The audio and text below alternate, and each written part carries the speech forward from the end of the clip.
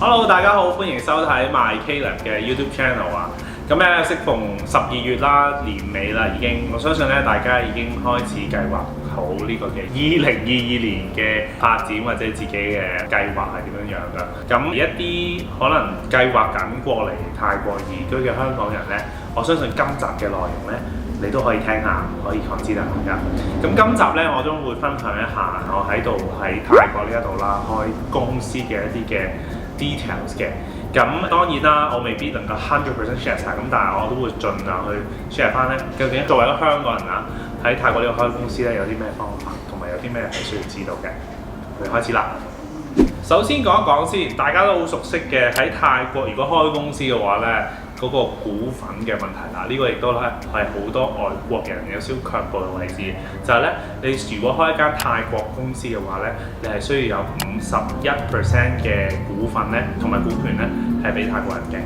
咁呢個相應對一個做生意嘅人嚟講，呢個好大嘅風險啦。咁另外49就係俾另外嘅外國嘅員工嘅。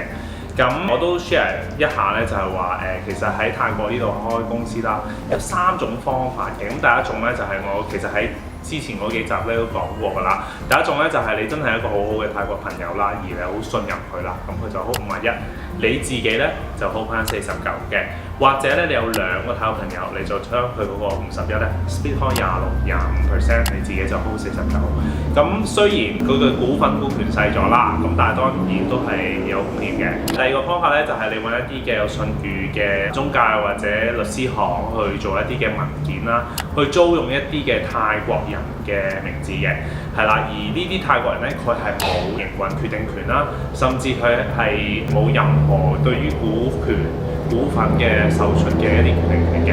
咁呢啲咧，其實而家喺好多即係外國股東嘅公司裏面咧，去用緊呢個方法嘅，因為始終覺得即係比較保險啲啦，有啲合約有啲文件去綁住，咁所以大家都可以考慮嘅。第3種方法咧，就係你如果可以投資多少少嘅話咧，你就可以去申請一個我哋叫做 BOI Board of Investment 嘅一啲嘅公司類別啦。咁當然啦，喺行業上面有限制嘅。咁而你所投資嘅股本係需要2000萬泰銖至1億泰銖不等嘅。咁呢個咧方法就可以完全俾外國人去100% 擁有裏邊嘅股份㗎啦。如果大家喺以上嘅3個選擇裏面咧，覺得其中一個選擇係好合適自己嘅話咧，咁你就開公司啦，可以喺度。咁當然啦，開公司真係 run 間公司之前咧，有好多嘢要準備啦，特別係選址落你嘅 office 啦，你要開你嘅公司戶口啦，所以你都會提供翻相應嘅文件去做呢樣嘢嘅。咁而呢2個即係揾 office 啦，同埋呢個嘅開公司戶口咧，即係要 require some time 嘅，都需要一啲時間去做到嘅。咁所以大家都要俾啲耐性。呢2樣嘢都搞掂咗嘅時候咧，其實咧你就開始要準備你嘅 office 啦。其實你準備 office 咧，相對有啲嘅政府部門嘅人咧，都要過嚟親身見到你有一個實體 office 先算數嘅。咁你就開始可以做一啲嘅營運嘅公司執照啊等等嘅。咁如果大家開公司嘅話咧，一定要知道一個嘅政府 department 叫做 DBD Department of Business Development。咁呢個部門咧係專係 for 一啲嘅開公司嘅業務啊等等嘅，你都要去經過呢個部門去處理嘅。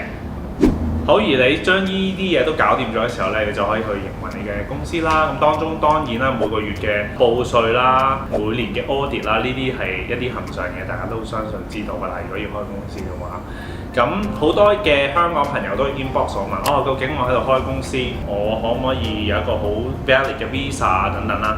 咁梗係得啦。咁 Caleb 其實都係用呢個方法嘅。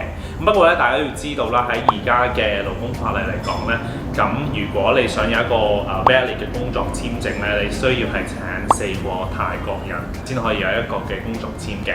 咁就 for example 好似 Caleb 咁揸香港 passport 入境嘅話咧，我就要有4個嘅泰國人啦，跟住先有1個嘅工作簽證嘅 quota 俾外國人嘅。而香港人或者唔同國籍嘅人士咧，佢都有一個嘅 basic salary 一個最低工資要求嘅。咁所以大家呢個咧都要知道嘅。解晒咁多嘢啦，又請夠呢個嘅泰國人啦，自己都攞到嘅 working visa 啦。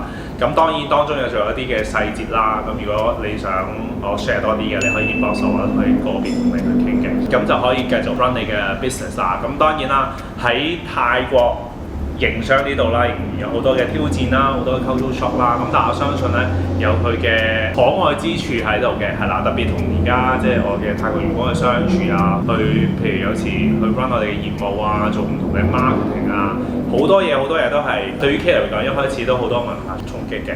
咁但係大家其實如果中意一個國家嘅話咧，呢啲嘢都係一個嘅階段嚟嘅，係啦。咁其實 Caleb 開始呢個嘅 YouTube channel 嘅時候咧，都認識到唔少嘅居泰港人嘅，無論佢係咪 YouTubers， 無論佢係咪老闆喺度做生意，或者佢用咩嘅身份喺度居住啦。咁我見到咧，其實有好多嘅香港人喺度做生意嘅話咧，佢哋嘅行業咧都係會牽涉到有飲食啦，有房地產啦，有嗰啲叫做 wellness tourism 啦，呢啲嘅養生旅遊啦，叫做應該中文係咁講。咁另外有啲嘅 trading 啦等等嘅生意嘅，咁大家如果即係未諗到做咩生意，或者都好想做生意喺度，但係未諗到嘅話，你都可以即係做一個 reference 啦。最後想同大家分享咧，其實喺度去開生意啦，其實之前你有啲嘢你都要 kind of 準備好先嘅。咁第一樣嘢就係自己心態，因為一定唔可以將 100% 香港人個套埋落嚟嘅。係啦，唔係就會行好多冤枉路㗎啦。